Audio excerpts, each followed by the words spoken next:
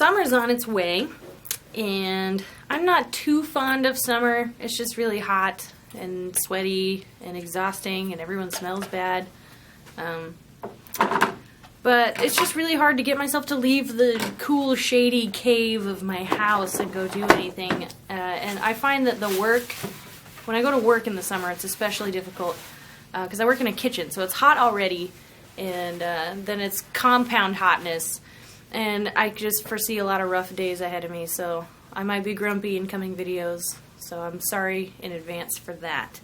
But whenever I do have a rough day, I like to think about an upcoming trip or special occasion that I have, and right now that's a trip to Hawaii that I'm taking with my family. Whenever I have a bad day, I just daydream about that. And I know it doesn't make any sense because Hawaii's hot too. I get it. We're going in February, okay? I'm not contradicting myself. You're just nitpicking. Alright, see you later. What past life or lives do you think you had before based on your traits today? Or in your lifetime so far? And what do you hope to be next? Wow. Like professions? Or creatures, or whatever. I know for sure that I was a deer before.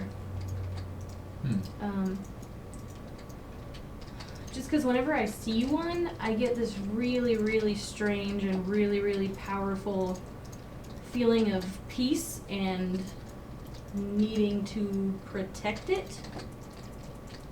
It's very bizarre. We got a bunch of ragged-ass looking deer over by Sudden Valley right now. I bet they're beautiful and that I would love them. I've never seen a deer that I didn't like. I'm not saying that I don't like them. I'm not even judging them for it. But they look ragged-ass. When I was a young child, like 2 or 3, up at my grandma's house on Whidbey Island, there was a deer that we were friends with. Her name was Huggy, and she would just walk inside the house. My grandma would leave the door open. She would bring her babies in. It was just... I feel like we have had this conversation before. Yeah, I think probably. I've heard that before. But it was just a powerful... It's always a powerful experience for me when I see one.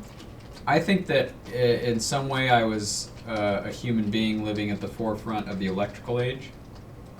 I've got some real... I know we talked about a couple episodes last week. One episode last week we were talking about my electrical training thing.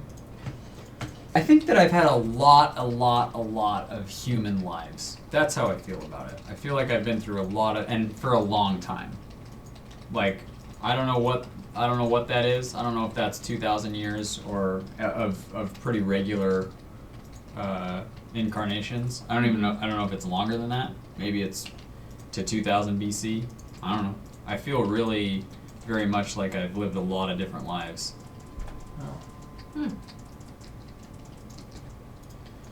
You know, and it feels weird to me to like say that on camera. Yeah. Because it's not something that I'm like super sherry about usually. But. Right. Yeah, that's the same feeling I had. I was like, ugh. I feel like a wacko. People are gonna judge me. Sometimes I'll go to a new place that I know I've never been before, but it feels like deja vu when I get there. It feels like I've been there before, but I know I haven't. Like traveling or close or what? Traveling. Like when I was younger, I went to Ocean Shores and I hadn't been there before down in Oregon, but it all seemed very familiar, and that was strange. And then, like I'm able to play sports like decently, so I feel like more than decent. Jeez. to hone those senses, just those reactions, and the reason why athletes are naturally gifted, like quote unquote, is from gaining the ability through repetition, through past lives or like it's like some. So you think that previous... you're a believer that the past lives traits and things that you learn carry over? Yes. Yeah. I think I might be in the same boat as that, in some regard.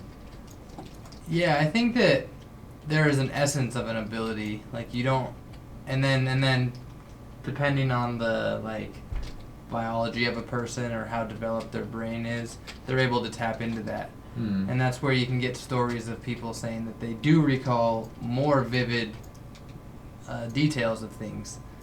So much so that they're convinced that they've been there before. Along the same lines, there's this really cool movie that I watched called I Origin, and it's about how the pattern of the material in your iris it repeats itself through lifetimes. And in India, they were mapping people's irises and stuff to see, because it's the most populated place, so they were seeing how many repetitions of a pattern they would get. And it was about people being separated and finding each other there, but they're different people but still have some of the same things going on.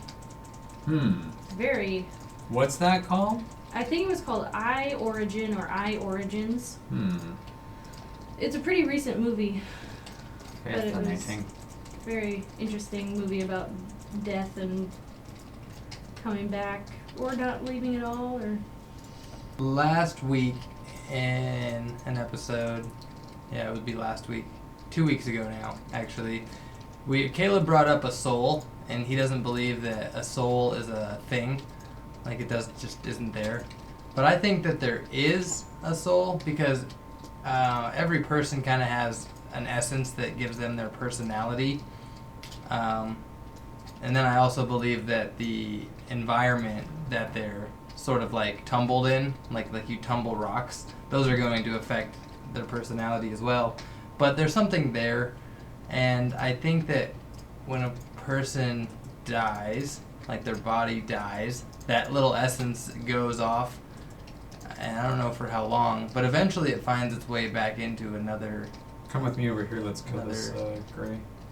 vessel, and it just like keeps learning stuff. I feel like we're always just like classes in session, and then Socrates has this saying that, the more he learns, the less he knows, which you brought up earlier. Like, realizing you don't know anything is the best way to absorb everything.